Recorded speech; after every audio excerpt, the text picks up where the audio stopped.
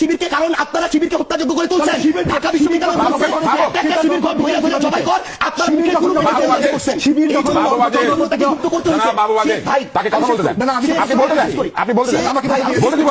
এনসিপির দলীয় অবস্থান, এনসিপির মনে হয়েছে নির্বাচনী জোটে তার যাওয়া প্রয়োজন। এনসিপির মনে হয়েছে এই না ভাই, এসব ফালতু কথা আপনি বলতে পারেন না। এই ধরনের ট্যাগিং রাজনীতি করে আওয়ামী লীগ অনেককে হত্যাযোগ্য গড়ে তুলছে। আপনি একটু আগে বলতেছেন যে আমরা ছাত্রলীগের তলে ছিলাম, হেলমেট ছিলাম, এখন আবার বলতেছেন না ভাই, আমি বলি এখন আবার বলতেছেন অধিকাংশ শিবির ছিলেন। তাহলে অধিকাংশ যদি শিবির আন্দোলন করে, এই আন্দোলনের ক্রেডিট আপনি তাকে দেন। আপনি আমাকে এটা বলেন, আমি সার্জিস আলম 2017 সালে যেদিন ঢাকা বিশ্ববিদ্যালয়ে গেছি, ওই ঢাকা বিশ্ববিদ্যালয়কে যখন এরকম ছাত্রলীগের আওয়ামী লীগের অধীনস্থ একটা ক্যাম্পাস বানিয়ে রাখা হয়েছিল, আমাকে যখন গণরুমে প্রথম দিন গিয়ে উঠতে হলো, তখন আপনার কথাই ছিল যখন না কোনোদিনও না। আপনি আমার কথা শুনে না শুনে আপনি বলতে পারেন না। আমাকে যখন গণরুমে থাকতে হলো, আপনার কথা আমি বলিনি, আমাকে যখন গণরুমে রাখছে, গেস্ট রুমে রাখছে, আমাকে যখন অত্যাচার করলো, নির্যাতন করলো, শেষ করতে হবে। আপনি যখন পড়ছেন তখন এটা ছিল কিনা আমি জানি। আমি যখন পড়ছি আমারটা বলতেছি, আমাকে যখন গেস্ট রুমে রাখা হলো, প্রোগ্রাম করানো হলো, আমাকে যখন একজন আওয়ামী লীগের মন্ত্রীকে সালাম দেওয়ার জন্য ঘন্টার পর ঘন্টা মধুর ক্যান্টিনে দাঁড় করে রাখা হলো, তখন আপনার এই সিভিল সোসাইটি কোথায় ছিল? যখন ঢাকা বিশ্ববিদ্যালয়ের শিক্ষকরা এক একটা দালালের ভূমিকা অবতীর্ণ হলো, যখন আমাকে ওই ক্যাম্পাসে ওই নেতাদেরকে সালাম দিয়ে মাথা নোয়া নোয়া চলতে হয়েছে 3 বছর, তখন আপনার এই সিভিল সোসাইটি আপনার কোথায় ছিলেন? আমাকে এটাতে বাধ্য হইতে হয়েছে।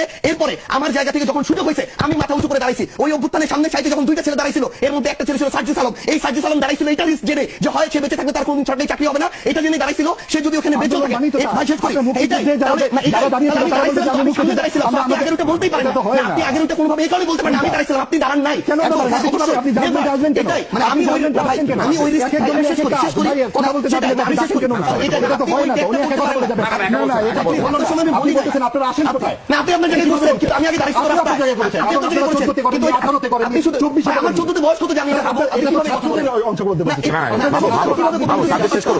ছাত্র রাজনীতির যে ব্যাপার সেটা আমার যখন করার ছিল আমি করেছি।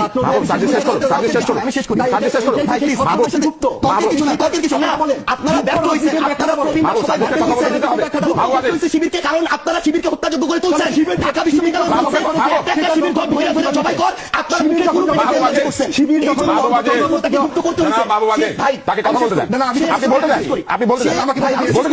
সে গুপ্ত থাকার পরেও তাকে ধরে ধরে পিটানো হয়েছে, তাকে খুন করা হয়েছে, হত্যা করা হয়েছে। একটা মানুষ শেষ পর্যন্ত যখন আপনারা কেউ তার পক্ষে দাঁড়ান নাই, যেই মনে করেন 25 বছরের ছেলেটা শিবির করে, ওই ছেলেটা তো তার আগের কোনো কিছুর সাথে সম্পর্ক নাই, তার তো বেঁচে থাকার অধিকার আছে, তার পরিবারের সাথে থাকার বাঁচার অধিকার আছে। তাকেও যখন শুধু একটা আদর্শভিত্তিক রাজনীতি করার কারণে হত্যাযোগ্য করা হয়েছে, সে গুপ্ত হয়ে গেছে।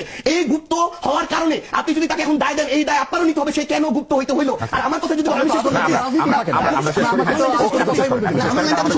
ভাই, মানে দিন শেষে শুধু একটা জিনিস মনে রাখতে হবে ভাই, দিন শেষে শুধু একটা জিনিস, আপনি অবশ্যই ভাইকে দিবেন, দিন শেষে শুধু একটা জিনিস মনে রাখতে হবে, যেটা হচ্ছে আমরা পুরো প্রেক্ষাপটটা না জেনে ব্যক্তিগত চিন্তা কারো উপরে চাপিয়ে দিতে পারি না।